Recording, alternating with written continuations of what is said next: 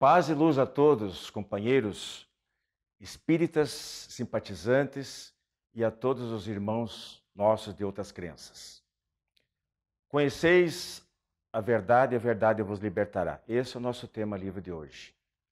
Esta exortação de Jesus consta de João 32 e compõe um dos ensinamentos, complementa, é um desdobramento da passagem da mulher apanhada em adultério e na qual Jesus desafia os presentes para que aquele que estivesse sem pecado atirasse a primeira pedra. Afora a utilização desta frase atualmente pelo nosso presidente, o que na nossa opinião está no mínimo fora de contexto, nós podemos entender que ela é válida sim, não só dentro do meio religioso como fora dele. Por exemplo, quanto ao papel da educação, que liberta da ignorância das coisas mundanas, das ciências, da cultura e do conhecimento geral. Mas fiquemos com a conotação mais comum, mais natural, que é a da espiritualidade. Nós abordamos aqui outro dia o tema muito será pedido a quem muito for dado. Resumindo que, quanto mais nós recebermos da vida, ou de Deus, na forma de talentos, aquela parábola, lembram? Quanto mais nós recebermos de recursos, de capacidades, de oportunidades, maior será a nossa responsabilidade.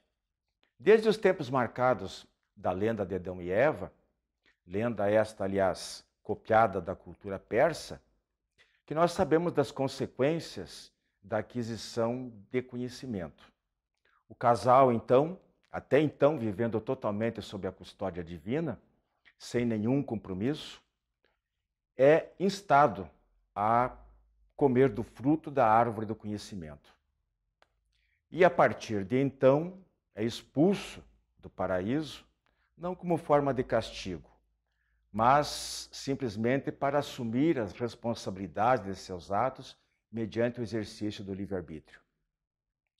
Mas hoje nós vamos inverter aqui a ordem dos nossos quadros e com o tema livre ficando por último. Então você vai ter a partir de agora o Espiritismo Responde e depois, em seguida, eu volto na sequência para falar justamente da necessidade de questionamentos, de perguntar aquilo que nós não sabemos, como forma de adquirir conhecimentos e se deparar com a verdade, justamente essa verdade que liberta, essa verdade que ilumina e que promove o progresso material e espiritual. Diálogo Espírita está no ar.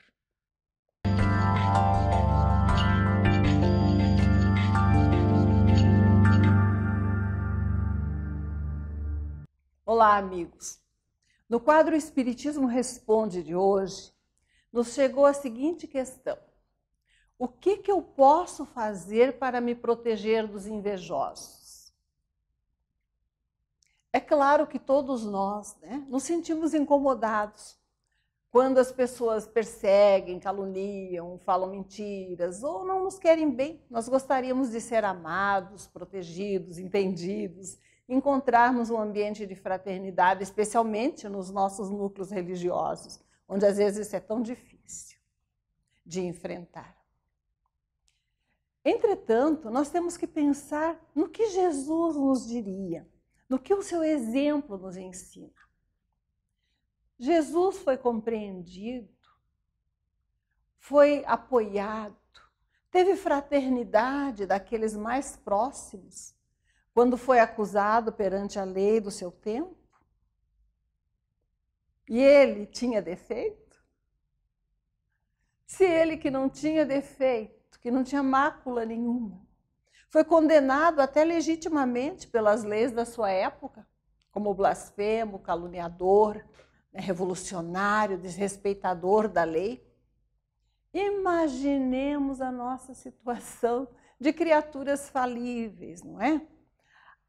O critério do mundo não é o critério de Deus. Quando as pessoas estão insatisfeitas com a própria vida, quando elas se sentem E não deveriam se sentir assim, porque somos todos filhos de Deus, com as mesmas capacidades desenvolvidas ao longo do tempo. Mas quando elas se sentem pequenas, inferiores, insatisfeitas e infelizes, às vezes parece enganosamente que é mais fácil diminuir os outros do que tentar subir. Isso é o que ocasiona a calúnia, a inveja, a maledicência. Se proteger disso significa abdicar, em primeiro lugar, de qualquer pretensão de agradar a todo mundo. Entender a questão. O invejoso é infeliz, está insatisfeito consigo mesmo, não tem paz. O que uma pessoa infeliz merece de quem tem a pretensão também de se dizer cristão? Piedade, entendimento, auxílio, oração. E de nós, para conosco mesmo, o que nós escolhemos ser? Vamos viver infelizes, amargurados, porque alguém não nos ama? Porque alguém livremente escolheu não nos dar fraternidade, compreensão, solidariedade e afeto? Quem somos nós para exigir isso dos outros? Se nós também temos dificuldade de sermos amorosos com todas as pessoas que estão ao nosso redor, principalmente se elas em algum ponto discordam das nossas ideias. Não podemos exigir aquilo que também não somos capazes de dar. E mesmo que sejamos capazes de entender, de oferecermos a outra face, de tentarmos ao máximo em benefício daqueles que nos perseguem e caluniam, não podemos julgar o processo alheio. Quem é invejoso, quem calunia, quem é maledicente, está tão preocupado em rebaixar o outro que não está se enxergando como autor do próprio processo de crescimento. Nós queremos ser assim? Queremos viver amargurados? Claro que não. Então vamos escolher perdoar, nos libertarmos da amargura, doarmos àquele que não nos quer bem todas as nossas orações, o nosso sentimento de fraternidade, para que aquela pessoa se liberte da própria sombra. E se nos apontarem defeitos que nós tenhamos, vamos reconhecer e entender que estamos também em processo de crescimento. Se entendermos o processo alheio e depois conseguirmos amar aqueles que nos perseguem e caluniam, vamos estar fiéis à mensagem de Jesus, que nos disse o seguinte: bem-aventurados sois vós, quando vos injuriarem e perseguirem, e mentindo, disserem todo mal contra vós por minha causa. Exultai e alegrai-vos, porque é grande o vosso galardão nos céus, porque assim também perseguiram os profetas que estiveram aqui antes de vós. Muita paz. Fiquem conosco.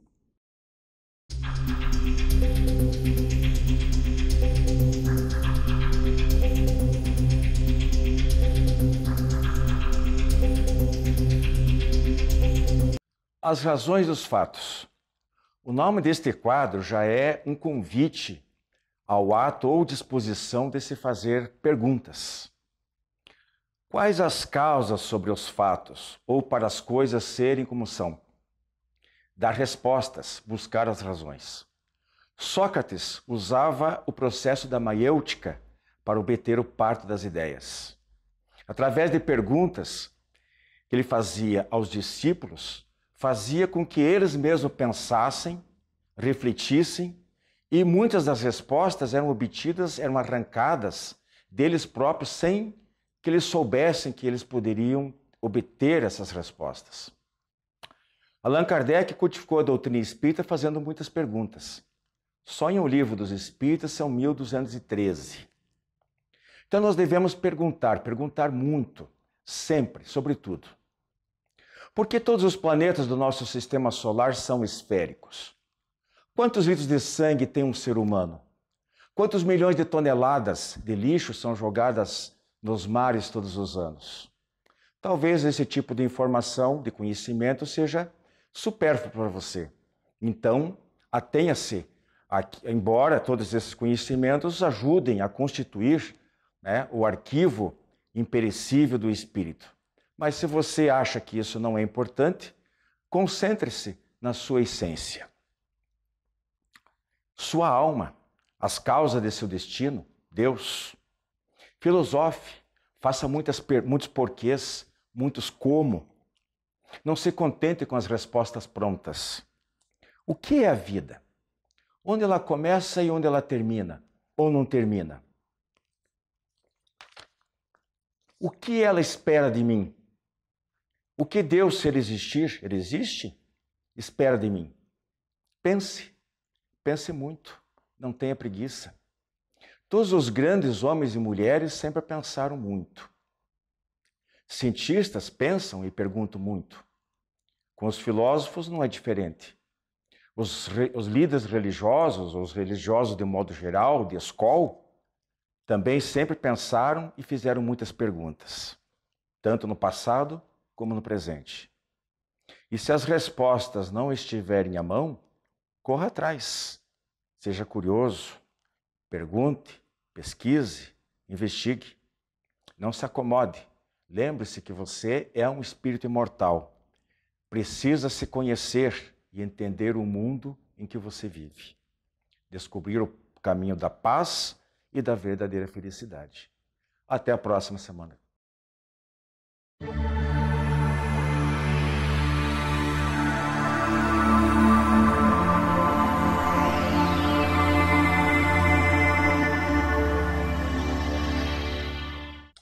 Prezados amigos, nosso tema livre de hoje, na sequência do nosso programa, Conhecereis a verdade, e a verdade vos libertará.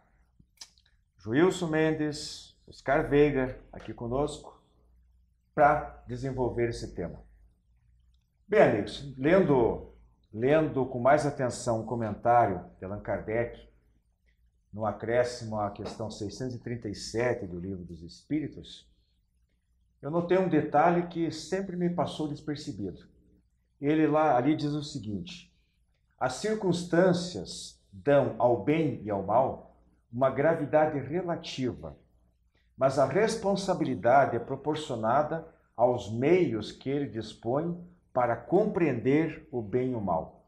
Isso quer dizer o seguinte: não é simplesmente pelo fato de um indivíduo ignorar, entre aspas, de propósito, uma lei, que ele pode ou ficará isento de culpa no caso que ele cometa uma infração contra essas leis, né?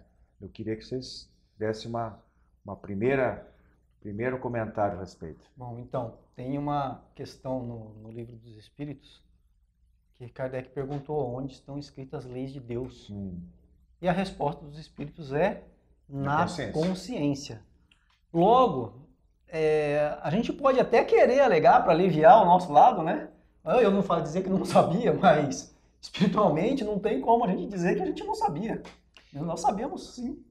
E hoje nós temos um agravante, que são a questão da disposição hoje das informações, né? Antigamente você tinha uma limitação a respeito disso. Hoje não tem como o indivíduo alegar que não conhece a informação, ela está aí gratuita para todo mundo. Então, por mais que você queira negar dizendo eu não sabia, me desculpa, mas a informação ela é gratuita e está para todos.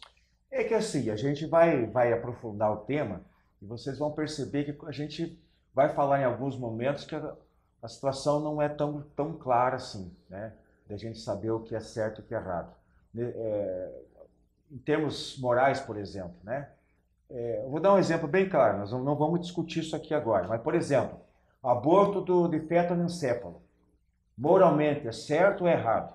Tem gente pessoas de bem, pessoas religiosas, que acham que o aborto, nesse caso, deve ser, e foi aprovado, inclusive, pelo Supremo Tribunal Federal. Eu estou apenas exemplificando aqui, que às vezes as fronteiras entre o certo e o errado são muito tênues, né? Então não é muito fácil de fazer essa separação. O que nós aprendemos nesse primeiro momento aqui com Kardec é que não é exatamente o fato de ignorar, é aquilo que a possibilidade que ele tem de saber. Então, se ele despreza a informação, como o Oscar colocou, se ele voluntariamente, depois eu vou usar esse termo, né, de tapar os ouvidos, Então é porque ele não quer escutar. Então é diferente, mas ele tem condição de saber. E isso que é importante. Eu daria um outro exemplo aqui. Quando você, um caso bem concreto, né? Se eu estou dirigindo e cometo uma infração de trânsito, uma colisão do meu automóvel, porque eu simplesmente ignorei a placa de pare numa preferencial ou de um retorno proibido, e eu digo que eu não sabia, que eu não vi, isso não justifica, não me isenta de culpa. Porque então o que aconteceu ali? Faltou atenção, eu fui negligente, eu fui irresponsável, mas a sinalização estava lá, né? Se eu desatendi, não respeitei, é problema meu. Então tem muita gente que alega, mas eu não sabia, eu não sei como se comportar dessa maneira. Não justifica. Então, até aí eu queria que agora vocês seguissem mais um pouquinho para a gente adentrar mais nessa questão. Eu acho um ponto importante também a esclarecer, que também está dentro dos preceitos espíritas, que é a pluralidade das existências. Nós vemos no nosso mundo indivíduos ainda com moral mais primitiva e outros com moral mais elevada. No entendimento que Kardec coloca, os espíritos colocam nessa questão ali, é justamente isso. Aquele que tem ainda a sua moral mais primitiva, ele não tem consciência do todo ainda, ele está em evolução, né? Então, ele está evoluindo. Aquele, ao contrário, que já tem uma moral mais evoluída, mais elevada, ele será cobrado mais, porque ele tem a informação. E a obrigatoriedade dele, além de ter a informação, seria também distribuir ela, compartilhá-la. E ainda lembrarmos daquela frase, né, que a doutrina também nos coloca, né, que aquele a quem mais foi dado, sim, mais lhe será cobrado. Não que você estará diante de um tribunal, que alguém vai vir e vai te cobrar, não. É a sua própria consciência. Porque, como o Oscar comentou aqui, aquele ser mais primitivo, ele não tem consciência de certas coisas. Sim. Ele vai ser responsabilizado pelos erros que ele cometeu? Sim.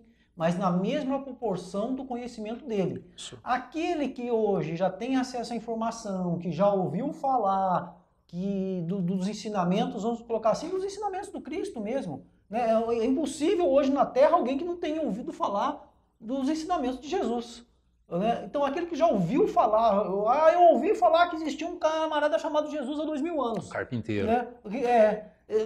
Ele já sabe que aí já traz toda uma gama de ensinamentos, já traz toda uma situação que não tem como a pessoa falar que não sabia. E aí, esse sim. E além disso, que não soubesse os ensinamentos do Cristo, mas o ensinamento sobre moral, sobre ética, né? A filosofia já fala há muitos anos, e isso é falado hoje abertamente em vários canais de televisão, vários sites, internet, YouTube, Facebook e tudo mais. Então não tem como hoje a pessoa alegar que ela não sabe o que é o certo ou o que é errado. A esse sim, a cobrança dele será maior, porque vai chegar o momento que ele vai falar assim, poxa, eu sabia. Lá no íntimo, lá no fundo, ele vai falar assim, eu sabia. E aí vai ser ele com a própria consciência.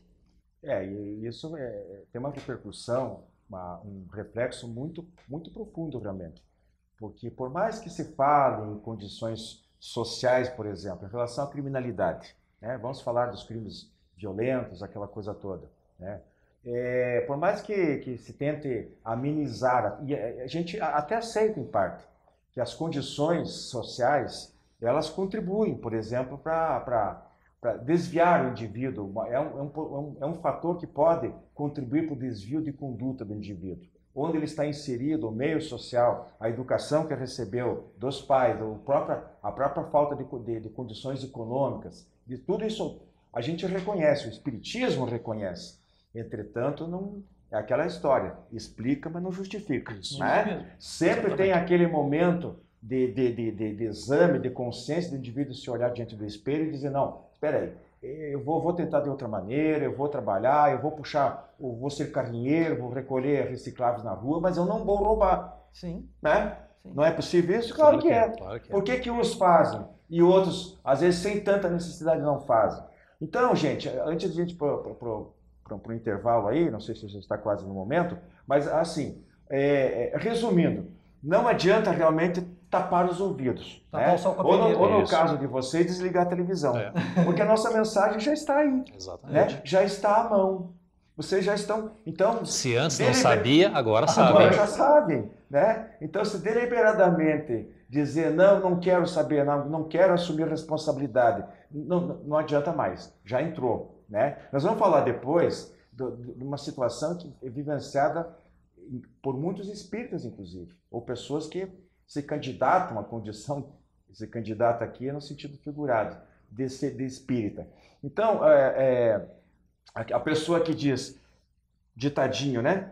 Não sei, não quero saber, tenho raiva de quem sabe. Conheço. Esse é o verdadeiro omisso, né?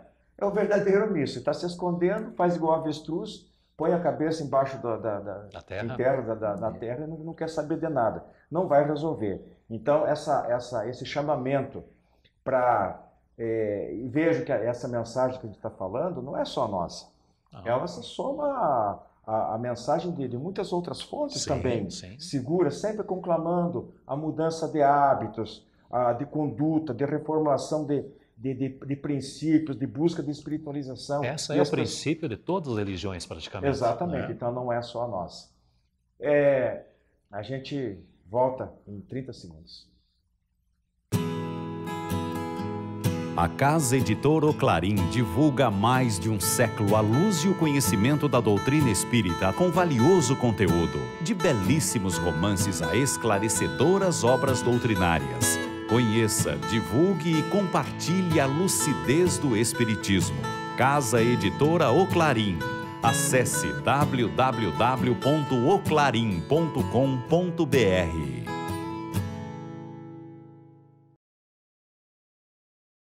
Estamos de volta com o nosso tema livre de hoje, falando sobre o tema Conhecereis a verdade vos libertará. Eu estava falando antes de irmos para o intervalo de algumas precauções, digamos assim, algumas atitudes que nós devemos tomar quando a gente já está bem informado a respeito principalmente a respeito de princípios morais, que é do que nós estamos falando aqui.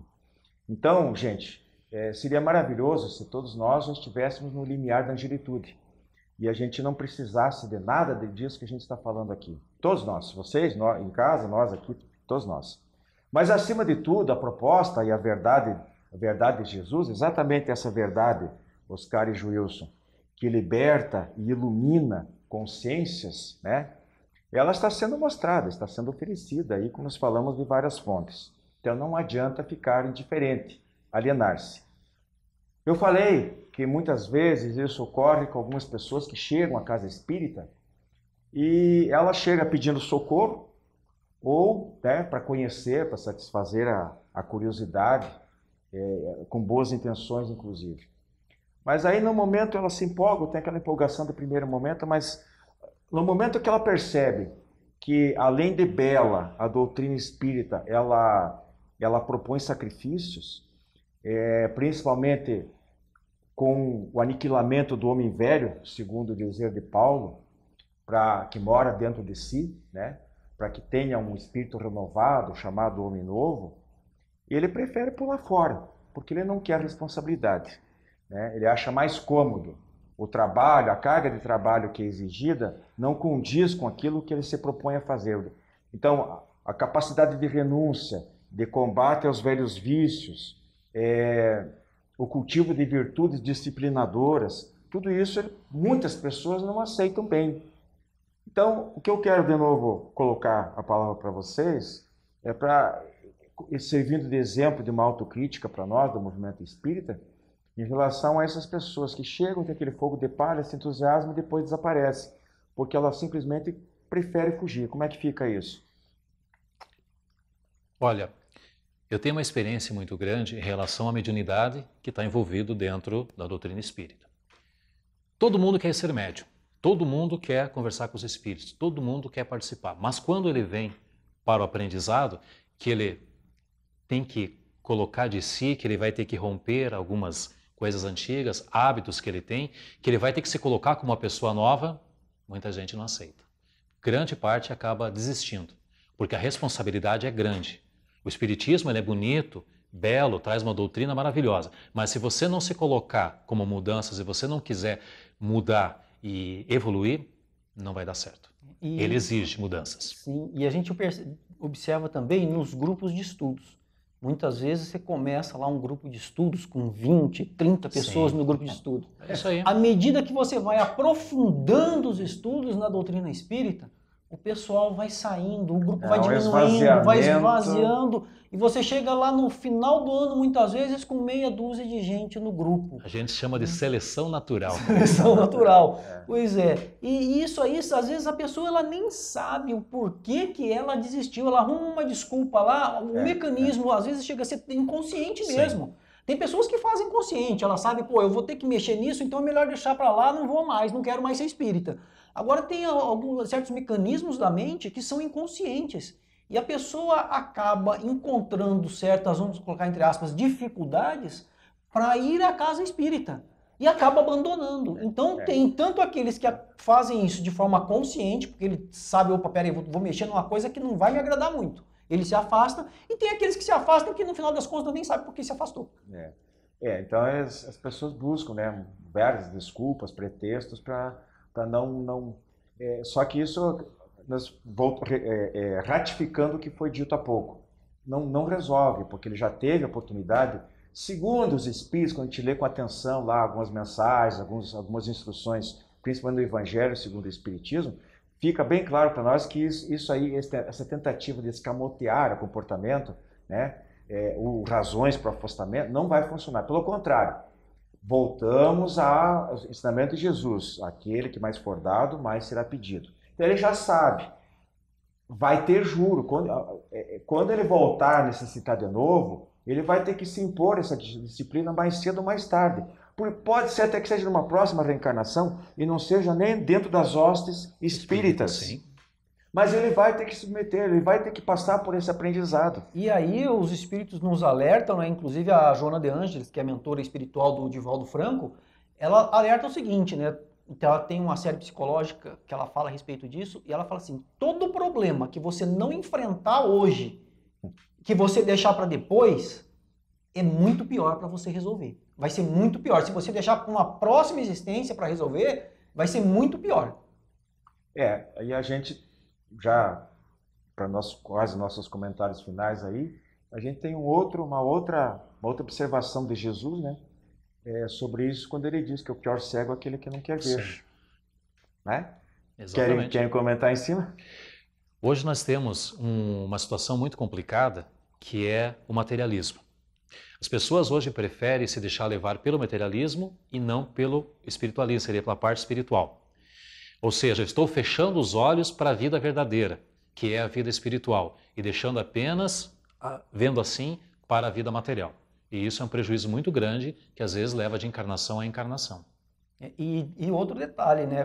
Trazendo aí o tema, né? O conhecereis a verdade, e ela vos libertará. Há casos de pessoas que vivem nesse materialismo e não querem saber do espiritual. Aí chega um determinado movimento da vida, ela tem que passar lá, um exemplo, né? E coisas que acontecem. Vai passar por uma cirurgia e daí ela tem uma experiência de quase morte. Aí ela chega do lado de lá, ela vê tudo o que aconteceu, como é que não é, e retorna. Né? E é aí então que ela muda o comportamento de vida dela. Só que isso é uma minoria, né, Joilson? Poucas pessoas sim, que passam por essa experiência. Sim. Talvez, infelizmente, a gente poderia dizer. Porque toda pessoa porque esse tipo de experiência, ela transforma. É eminentemente transformadora. Então, geralmente as causas são traumáticas, né? Às vezes é uma doença grave, é uma cirurgia, é um trauma físico grave. Ela passa por uma situação, mas em compensação ela tem um ganho mais na frente. E a maioria das pessoas que não precisam passar por uma experiência tão difícil, tão dolorosa, ficam acomodadas. Mas não seria muito mais interessante a mudança pelo amor do que pela dor? É isso que nós já falamos, inclusive, no programa anterior aí, né? Exato. É bem isso. Mas mesmo aqueles que chegam pelo amor, eles ficam periclitantes também. Exatamente porque ele acha que... Porque, só para fechar aqui, uma coisa importante para encerrar o nosso programa de hoje. Gente, essa cobrança quem faz é a própria pessoa. É a consciência. Com a sua própria consciência. No Espiritismo, as pessoas, quando se ausentam do grupo de estudo ou mediúnico? Do mediúnico, A gente procura correr atrás, telefona, pergunta o que aconteceu, tenta trazer a pessoa de volta, mas ninguém força nada. Então elas abusam dessa liberdade, dizem, não, eu não quero, eu me mando, eu tenho meu livre-arbítrio e vou sumir. Eu saio, então ela vai seguir o seu caminho. A cobrança, quando há, é por si só, porque ela se conscientiza de que ela tem que mudar. E se ela não quer mudar, então é problema dela, ela vai embora. Né? Então ficamos por aí, nosso tema livre de hoje. De acordo com a sua consciência. De acordo com a sua consciência. Ok? Grande abraço para vocês, boa semana.